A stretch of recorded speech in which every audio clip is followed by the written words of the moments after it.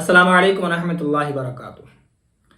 बहुत सारे लोग जो नमाज पढ़ते हैं तो नमाज में सूरा जो पढ़ने का सही तरीका है उस तरीके से नहीं पढ़ पाते हैं, उसमें गलती कर देते हैं। तो आज मैं आपको बताने जा रहा हूं कि सूरा कैसे पढ़ते हैं। बहुत सारे लोग करते क्या है कि पहली रकात में जो सूरा पढ़ेंगे दूसरी में भी उसी को पढ़ देंगे, तीसरी में जो पढ़ेंगे चौथी में भी उसी को पढ़ देंगे।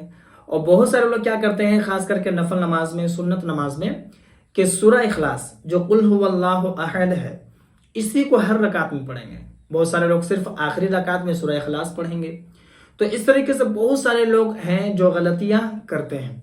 तो आज मैं आपको सारी चीजें बिल्कुल आसान तरीके से बताने जा रहा हूं। इस वीडियो का मुकम्मल देखिए और मेरी बातों को गौर से सुनिए। सबसे पहली बात आप ये जान लीजिए कि नमाज में सूरा पढ़ना जरूरी है, कम से कम 3 आयत। ठीक है, कम से कम 3 आयत आपको पढ़ना जरूरी है। अगर आप नहीं पढ़ते हैं तो इससे आपकी नमाज नहीं होती है। ठीक है, ये बात आपको समझ में आ गई।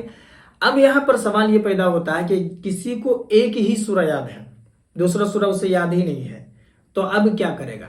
या फिर किसी को 2 ही सूरा याद है, उससे ज्यादा याद ही नहीं है, तो आप क्या करेगा? ठीक, तो सुन्नत नमाज अगर आप पढ़ रहे हैं, जैसे जोहर की 4 रकात, 2 रकात वाली नमाज पढ़ रहे हैं, तो पहली रकात में अलग सूरा, दूसरी रकात में अलग सूरा हो गया। 2 सूरा वाले के लिए बता रहा हूं कि पहली रकात में जो सूरा को पढ़ा आपने, दूसरी को फिर दूसरी रकात में दूसरा सूरा जो याद है उसे पढ़ दीजिए। ठीक, तीसरी रकात में फिर पहली रकात में जो पढ़ा था उसको पढ़िए, चौथी में फिर दूसरी रकात में जो पढ़ा था उसे पढ़िए।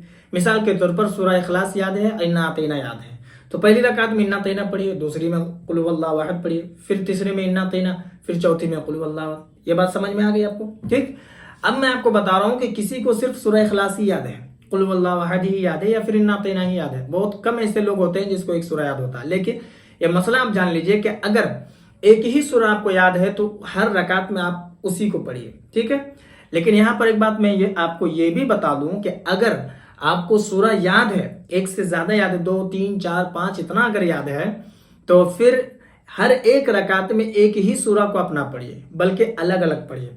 क्योंकि 2 रकात में एक ही सूरा को अगर पढ़ते हैं बगैर किसी शरई उज़्र के अगर आप पढ़ रहे हैं तो ये मकरूह है। और अगर कोई आपके पास मजबूरी है, जैसे आपको याद ही नहीं है, या फिर जैसे ही आपने रकात शुरू की, सूरा फातिहा खत्म की, आपको याद ही नहीं आ रहा, तो फिर उसी को पढ़ दीजिए। ठीक है, नमाज इससे हो जाती है। ठीक है, एक बात मैं आपको और ये भी बता दूं कि पहली रकात में जो सूरा आप पढ़ेंगे हमेशा याद रखिएगा, दूसरी रकात में जो सूरा आपको पढ़ना है उसके बाद वाला सूरा को पढ़ना है।